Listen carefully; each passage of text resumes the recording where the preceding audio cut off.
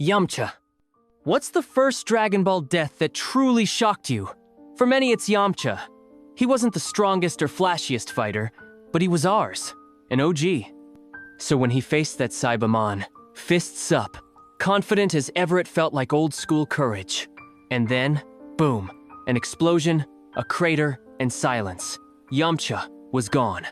No dramatic farewell, no last words. It was brutal, quick, and cruel. And somehow, that made it worse. His death became a meme. Sure, but deep down, it hurt. Because losing Yamcha meant losing a piece of childhood. Unexpected. Final. Chiaotzu. What kind of warrior blows himself up for a fight he knows he can't win? Chiaotzu did exactly that. When Nappa's power became overwhelming, and all hope seemed lost, Chiaotzu didn't hesitate. He floated behind the Saiyan brute, whispered a soft goodbye, Tien, and detonated himself. It was quiet. It was selfless. And it broke Tien's heart and ours. He wasn't trying to be a hero.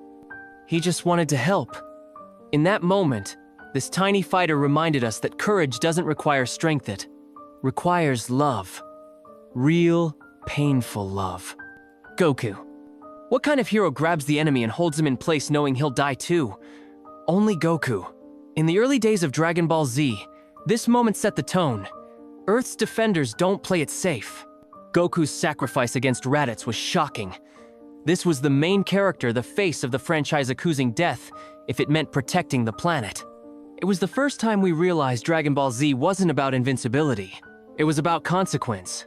The silence as Piccolo charged up his beam. Gohan crying in the distance. The weight of Goku's decision was unforgettable.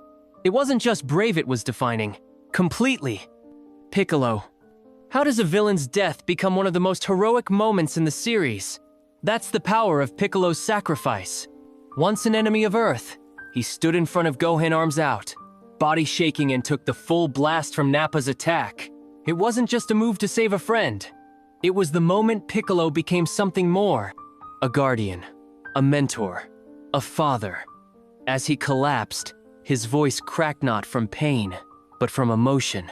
Gohan, you're the only one I've been able to call a friend. I want to thank you. It's been a pleasure. And just like that, the monster we feared died a hero. Vegeta. When was the last time a villain made you cry? Vegeta's death on Namek wasn't about power, it was about pain. We had seen him kill, threaten, and destroy. But when Frieza crushed him, something changed. Bleeding, broken, and kneeling before Goku, Vegeta finally let go. He spoke not with rage, but with sorrow of his lost pride, of his people, of the years he spent being a puppet to Frieza. Tears rolled down his face. Please, I beg of you. He must die by Saiyan hands. For the first time, Vegeta wasn't just a rival, he was a son, a victim, a symbol of a race destroyed. Goku listened in silence. This wasn't the fight he expected, and in that quiet moment, something rare happened. Goku buried his pride. He honored Vegeta with a grave, a moment of respect between warriors. Vegeta's death was more than a turning point for him. It was a turning point for us. Android 16. What does it take to make Gohan snap? The answer is Android 16's final words. He wasn't like the others. He loved nature. He wanted peace. And when Cell crushed him, it wasn't just metal that broke it, was the last thread holding Gohan back. Android 16's head, barely functioning, gave one final speech. Gohan, let it go. It is not a sin to fight for the right cause. In that moment, the music stopped. The world paused, and Gohan, filled with grief and rage, erupted. But it wasn't just the birth of Super Saiyan 2, it was a moment of heartbreak. Because 16 didn't die in battle. He didn't scream. He just pleaded. Pleaded for the boy he barely knew to protect life the way he couldn't. And through his quiet, gentle courage, Android 16 gave Dragon Ball one of its most emotional turning points. Future Gohan. What's more tragic than a hero dying? A hero dying alone. Future Gohan's death didn't just sting it, left a scar.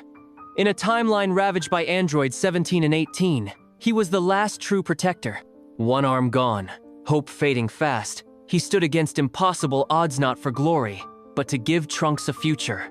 The city was empty. The rain poured. There was no cheering crowd, no backup, no miracles. Just Gohan, falling to the ground, lifeless.